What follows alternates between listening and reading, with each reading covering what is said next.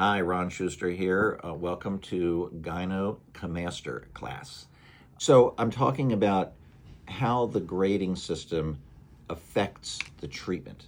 And as a surgeon, I find that these grading systems fall a little bit short because it doesn't really take into consideration the actual condition of the skin. It mentions excess skin, but what does that really mean? You can't take that from a picture or a photograph. You have to have an examination. And that's why frequently when I'm answering questions on these forums and people ask, I say, it looks like a grade 1, it looks like a grade 2, but you really need an examination by an experienced gynecomastia surgeon. The reason why I bring this up is that the treatment that I want to perform, the operations I perform, have to take into consideration the breast tissue, whether it's gland or fat.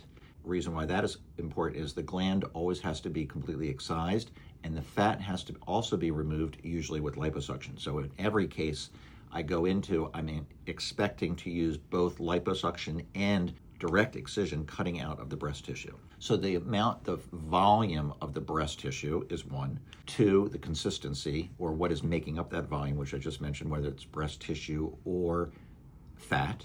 And 3, the skin. Not only how much skin there is, how much it's been expanded over time, but the condition of the skin.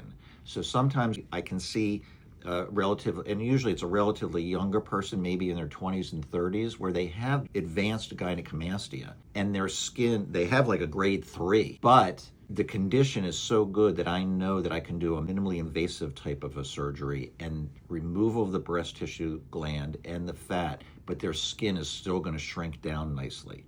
That's different than somebody who has the same volume, but their skin is not in good condition, okay? In that situation, it doesn't look like they have excess skin, but because the condition is not good, I need to remove a little bit of extra skin. Usually that's done from around the areola, which is called a periareolar skin excision. That would be a different type of operation.